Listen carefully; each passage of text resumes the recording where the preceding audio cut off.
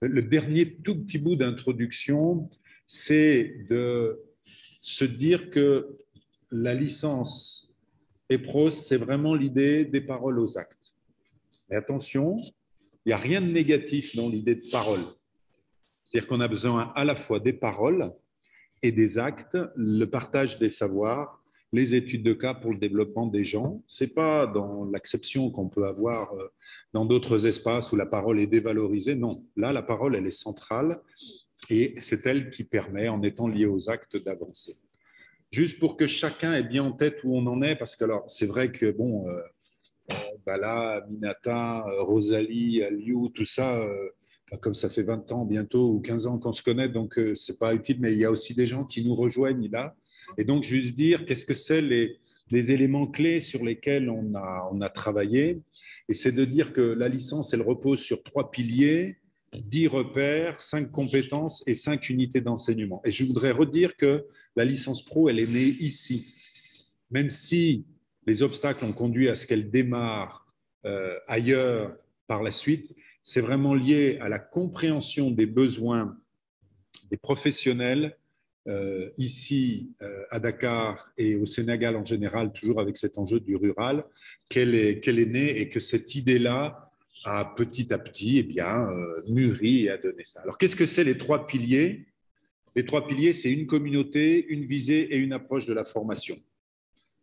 Sans ça, sans avoir ça en tête, on ne peut pas comprendre ce qu'est la philosophie d'ensemble de cette licence pro. Pourquoi une communauté? Eh bien parce que nous ne croyons pas que dans ce domaine-là, les acteurs universitaires puissent être les seuls à former. S'il n'y a pas le réseau associatif, s'il n'y a pas le GEP, s'il n'y a pas des structures qui sont liées à l'IPDSR, s'il n'y a pas les acteurs des services hospitaliers, s'il n'y a pas les responsables politiques du ministère, on n'a, à notre avis, pas la capacité de donner la formation qui est à conduire. Et l'intérêt de travailler ensemble depuis longtemps au Sénégal et aussi depuis longtemps à l'échelon international, eh bien, c'est que nous avons aujourd'hui un bon nombre d'acteurs de cette communauté, et puis d'autres qu'on connaît depuis pas longtemps. Je pense à Rally Modj, par exemple, eh bien, qui est là-dedans. Il a complètement sa place, j'allais dire, naturellement, à partir de son expertise. Simplement parce que si on ne fait pas alliance, on ne fait pas cette formation. Pardon de rappeler ces choses qui sont des banalités pour beaucoup de gens. Enfin, quand même, toutes les universités n'ont pas en tête que c'est avec la communauté qu'on fait les formations. Le deuxième élément, c'est la visée.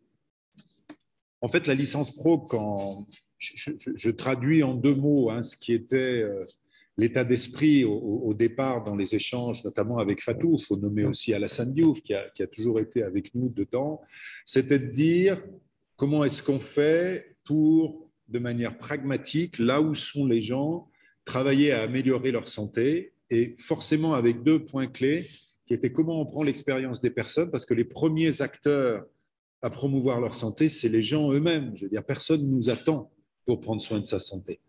Et comment est-ce qu'on articule l'expérience des gens, les pratiques des professionnels? On discute souvent du matam avec Aliou. Si on ne s'appuie pas sur ce que font les gens, on n'a absolument aucune chance de produire la moindre chose sensée dans ce domaine-là. Et puis, c'est la participation de tous, parce que l'enjeu fondamental, évidemment, c'est que la promotion de la santé soit portée par tout le monde. Pardon pour ces banalités, mais c'est juste de bien se dire qu'est-ce que c'est notre histoire ici à l'ENSET et à l'UQAD depuis longtemps. Alors, on a essayé de résumer en 10 idées, et je redis, ce sont des banalités, mais c'est juste à ce stade de notre travail, parce qu'on a quand même dans cette salle l'essentiel des gens qui vont faire les enseignements et l'accompagnement des étudiants, juste de se dire qu'est-ce qu'on a en commun. Et encore une fois, ce ne sont que des banalités. La première de ces 10 idées, vous vous doutez bien que c'est celle de l'iceberg, c'est-à-dire ce qu'a dit le professeur Dia il y a quelques minutes, c'est-à-dire que la santé des gens, ce n'est pas uniquement ce qu'on voit, c'est-à-dire le système de soins et la médecine, mais c'est tout ce qu'on ne voit pas, c'est-à-dire, grosso modo, les 85% des déterminants de la santé qui passent à côté du système de soins. Eh bien, la licence pro, l'objectif, c'est qu'elle s'occupe des 100% de ses déterminants, évidemment, y compris liés aux spécificités propres. Et vous savez très très bien que pour toute une série de problématiques au Sénégal, les caractéristiques biologiques des personnes jouent un rôle fort. Évidemment, les déterminants économiques, socioculturels et environnementaux. Ça, c'est la première idée. Évidemment que c'est banal. La seule chose, c'est qu'il faut bien se dire que ce n'est pas partagé par tout le monde. Bon, voilà, donc c'est une première affirmation. La deuxième, c'est les inégalités. Et ça, elles sont tout à fait massives. Aliou en a parlé, on va en reparler ensemble sur la manière de travailler. Mais il y a quand même une caractéristique très forte qu'on a à avoir en tête, c'est ce qu'on appelle le cumul des désavantages, où, comme les études le montrent beaucoup au Sénégal, et tout à l'heure, Aliou parlait de la question de la couverture sociale, et il y a un lien direct entre les problématiques socio-économiques, l'éloignement, l'ancrage dans les réseaux, et qui va conduire à faire que les conditions de la santé des personnes soient extrêmement différentes. Et donc l'engagement de la licence pro, non seulement à penser dans une démarche de rééquilibrage et d'universalisme proportionné, mais aussi de travailler à la question de la suppression de ce qui limite l'accès à la santé. Là aussi, une banalité. Troisième élément tout aussi banal, c'est que pour arriver à cela, il faut assumer que les professionnels que nous formerons s'inscrivent dans une dynamique d'accompagnement du changement social. C'est-à-dire que, qu'est-ce que c'est que la promotion de la santé? C'est orienter le changement social en faveur de la santé. C'est ce qui est fait dans les démarches communautaires de la petite enfance, où on va agir non seulement pour l'accès, mais aussi l'évolution des représentations sociales, du soutien collectif aux différents acteurs, et là, par exemple, notamment aux jeunes mamans. La seule chose, c'est comme le montre la diapo, personne ne nous attend, hein, et les changements sociaux répondent à de nombreux éléments. Aujourd'hui, le Sénégal est très fortement focalisé sur la capacité du système de soins à tenir, et pas nécessairement dans ce domaine-là. Il y a un vrai enjeu de se situer dans une démarche de promotion de la santé, d'accompagnement des transformations, mais je sais que ce sera mieux dit tout à l'heure, notamment par Valérie. Cela met comme cadre d'ensemble la promotion de la santé et, d'une manière générale, l'action sur les déterminants et la population, autour des 4 axes que l'on traitera notamment dans l'UE1 de la licence pro, c'est-à-dire le fait que pour agir sur la santé des populations, il faut que nos professionnels aient en tête qu'ils ont en main 4 grands leviers autour des politiques, autour de l'évolution des pratiques, autour des structures et des systèmes, autour des ressources humaines. On pourra tout à fait suivre l'exemple que le docteur Dia nous a donné tout à l'heure, en prenant l'exemple, par exemple, de la restauration scolaire. Avancer sur ces enjeux-là passe par un travail sur ces 4 domaines, et il faut que nos professionnels puissent les travailler de manière tout à fait concrète, et cela rejoint une approche notamment qui, pour ce qui est de la santé de la reproduction, c'est celle qui est portée par l'IPDSR. On n'a rien inventé là-dessus, on essaie juste de mettre ensemble le travail. Toujours des banalités. La quatrième, là aussi, Aliou Dia en a parlé, c'est la question des transitions. Et ça, mécaniquement, on va devoir le prendre en charge, parce que sinon, on va former les professionnels dont on avait besoin il y a 10 ans, alors que nous, on a besoin de former les professionnels pour aujourd'hui et pour dans 10 ans. Et donc, il y a un vrai enjeu démographique, un vrai enjeu épidémiologique, avec ce qu'on appelle le double fardeau, et typiquement le Sénégal est un exemple dans ce domaine-là, les maladies non communicables et les maladies infectieuses, l'évolution technologique. Aujourd'hui, on a énormément de bibliographies sur l'impact. Fatou est une spécialiste de la santé de la reproduction, elle le dira tout à l'heure, mais l'utilisation de WhatsApp pendant le Covid pour maintenir les liens avec la santé de la reproduction sont décisifs. Et puis Xavier pourra sans doute, on l'espère, nous parler des applications dans ce domaine-là. Et enfin, dernière transition, c'est la transition environnementale, qui évidemment est centrale aujourd'hui dans tous les pays, en particulier de l'Afrique subsaharienne. Ça veut dire que nous affirmons tous, enseignants de cette licence pro, quel que soit notre statut, que le travail que nous mettons en œuvre s'inscrit dans les objectifs du développement durable, mais là aussi, ça a déjà été dit précédemment. Pardon pour ces banalités, c'est juste pour qu'on se dise bien d'où on part. La cinquième idée, là aussi, tout le monde l'a bien en tête, c'est la question de la précocité de l'intervention.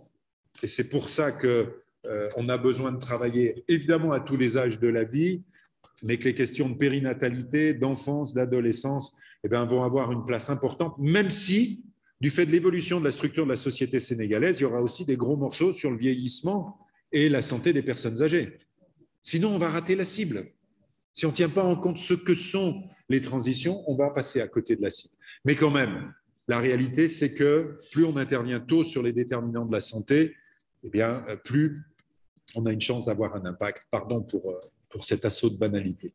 La sixième idée clé, c'est la question de l'écosystème de vie. C'est-à-dire, si on prend les enfants et les adolescents, c'est forcément de former nos collègues, parce que la majorité d'entre eux sont nos collègues, à 80%. Ce qui nous intéresse, c'est d'avoir des collègues sur l'ensemble des territoires du Sénégal. C'est réellement la capacité à parler les langues. Parce que la langue de la famille, la langue de la communauté, la langue du système de santé, la langue du système éducatif, ce n'est pas les mêmes. Et si on ne peut pas les parler, on a du mal à faire de la promotion de la santé. Et ça, c'est des apprentissages qu'on a à faire et à transmettre. Et puis, il y a une autre langue qu'on doit parler. C'est la langue du digital. Parce que là aussi, qu'on en ait envie ou pas, c'est très simplement et directement une réalité majeure pour l'ensemble des acteurs à qui on s'adresse. Toujours dans les septièmes repères, septième référence, septième banalité pour vous, c'est le risque de l'inefficacité. Vous savez, c'est ce qu'on entend souvent. Vous savez, vous voulez faire des actions d'éducation à la santé au Sénégal, mais mon pauvre monsieur, c'est une goutte d'eau dans l'océan. D'accord ? Il faut juste rappeler à tout le monde que ce n'est pas vrai. C'est juste que ce n'est pas vrai. Les données de la recherche montrent le contraire. Les données de la recherche, et là aussi on a des experts beaucoup plus calés que moi dans ce domaine-là, montrent que c'est l'articulation des savoirs d'expérience des communautés, des acteurs, ceux des professionnels et des données scientifiques qui permettent d'arriver à construire des dispositifs qui interviennent en n'oubliant jamais, jamais, jamais que la promotion de la santé, c'est 4 pratiques sociales. Et la première de ces pratiques, c'est celle des gens.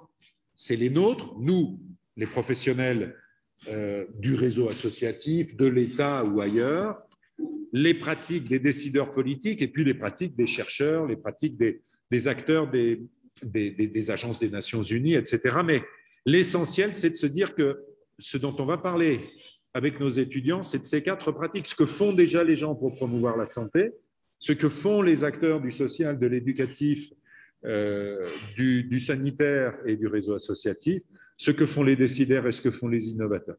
Mais tout cela est frappé au sceau de l'humilité, toujours. Parce que toutes les actions qu'on met en œuvre, quoi qu'il arrive, sont ultimement pour leur efficacité entre les mains des gens. Et donc, c'est réellement quelque chose qui doit être structurant. Mais nous, l'oublions pas, on a aujourd'hui, et j'avais pris l'exemple du vieillissement, parce qu'il faut qu'on parle du vieillissement au Sénégal, ça n'est pas possible de penser la promotion de la santé sans parler de la transition démographique du Sénégal. Eh bien oui, il y a des dispositifs qui marchent et d'autres qui ne marchent pas. On a peu d'études qui sont faites dans les pays d'Afrique subsaharienne. Heureusement, on en a quelques-unes. Mais l'idée, c'est que oui, ça marche à partir du moment où on croise les savoirs. Je vais vite, pardon pour toutes ces banalités. La 8e, c'est la question des contextes. C'est-à-dire qu'il n'est pas possible de parler de promotion de la santé comme ça, en imaginant qu'à Ziguinchor ou à Dakar, ça va être la même chose. On a besoin de former nos jeunes à l'analyse des contextes, à l'analyse des besoins, à la compréhension des enjeux. Le 9e élément, c'est quelque chose de structurant, là aussi une banalité, c'est le fait que ce qui fait la santé des personnes est toujours à l'articulation du soin et du volet éducatif et que la littératie en santé est l'un des tout premiers déterminants de la santé des gens et que nous avons une conviction. Et j'allais dire, si on ne l'a pas, on ne peut pas être présent, j'allais dire acteur de cette chaire. La conviction, c'est que tous les gens sont capables de prendre du pouvoir sur leur santé tous les gens sont capables d'apprendre pour leur santé et que notre première responsabilité, c'est de leur faire confiance et de développer leurs capacités. Et cette affirmation-là, eh bien, elle nous conduit à donner une grande place à la littératie en santé. Mais là aussi, Fatou l'a dit, le formel, c'est une chose, l'école, c'est une chose, mais l'éducation, c'est massivement du non formel par la communauté, on en a largement parlé, et puis de l'informel, notamment autour du numérique. Et puis, je termine cet ensemble de repères, encore une fois, pardon, parce que je sais que vous les connaissez tous, c'est de se dire que le cœur de tout ça, de cette stratégie, du travail sur les contextes, de l'articulation des savoirs, c'est l'éthique. Et que l'éthique, elle est transversale autour des enjeux de légitimité des interventions, autour de la place des personnes et autour des approches et des méthodes. C'est réellement ce qui est la pierre de touche qui tient tout l'ensemble de ce que nous faisons. Voilà. Alors, une fois qu'on a exprimé cette visée, eh bien, la suite devient évidente. On traduit cette visée en 5 compétences, mais c'est Marie-Claude, je crois, c'est toi qui es en charge de présenter cela, donc je ne dis pas, mais c'est juste pour vous dire d'où elles viennent, ces compétences. Ben, elles viennent très simplement de cette visée qui a été décrite. Ces compétences, elles vont s'incarner, vous le savez sans doute, autour de 4 axes. Un axe qui est les publics, les jeunes, les vieux, les enfants, autour des thématiques de santé, celles qu'a énumérées Aliou tout à l'heure, autour des différents contextes, urbain, rural, favorisé, défavorisé, et aussi autour des métiers. Parce que la promotion de la santé, elle doit s'ancrer dans l'identité professionnelle des acteurs des différents métiers, et tout cela donne les 5 unités d'enseignement sur lesquelles nous allons travailler. Alors, c'était une présentation très rapide du volet visé, et puis le dernier élément, c'est une approche de la formation. Vous vous souvenez du tripode? Une communauté, une visée, une approche de la formation. Eh bien, l'élément clé, sans doute, pour nous, c'est d'avoir en tête que tous les professionnels à qui nous nous adressons exercent dans des contextes de tension souvent extrêmes. C'est le cas des professionnels de santé, des professionnels de l'éducation et du social. Et que si on arrive en pensant qu'ils nous attendent et que comme ils s'ennuient parce qu'ils n'ont pas assez à faire et qu'ils y arrivent trop bien dans leur métier, et donc qu'ils vont accueillir ce qu'on leur amène pour tout de suite le mettre en œuvre demain matin, je crois qu'il vaut mieux aller tranquillement boire un coup. Parce que ce n'est pas comme ça que ça se passe. On a fait une étude de besoin, on a travaillé sur les professionnels depuis 2004, Fatou. Clairement, ce qui est la question, et c'est du travail à Dakar qui est né la modélisation qu'on en a faite et qu'on utilise maintenant dans d'autres pays, c'est de dire en gros que si ce qu'on fait n'aide pas les professionnels à qui on s'adresse à réduire les tensions qu'ils ont au sein de leur activité, eh bien, ça ne marche pas. Parce que ça va glisser. Vous savez, comme on dit, c'est un vernis, et le vernis va se craqueler tout de suite. Si on n'aide pas les gens à faire de la cohérence entre leur activité, les difficultés de l'activité et ce qu'on donne, ça ne marche pas. Le maître mot de la formation, c'est réellement de partir d'où sont les gens, de le valoriser, de le mutualiser, de l'enrichir, dans une logique où il n'y a pas une méthode pour eux, mais il y a comment on fait que eux, là où ils sont, eh bien, ils soient capables de tenir une cohérence de leur métier. Est-ce que j'ai déjà trop parlé, j'enlève ça. C'est ce qu'on appelle une logique de professionnalisation, et je préfère juste rester là-dessus.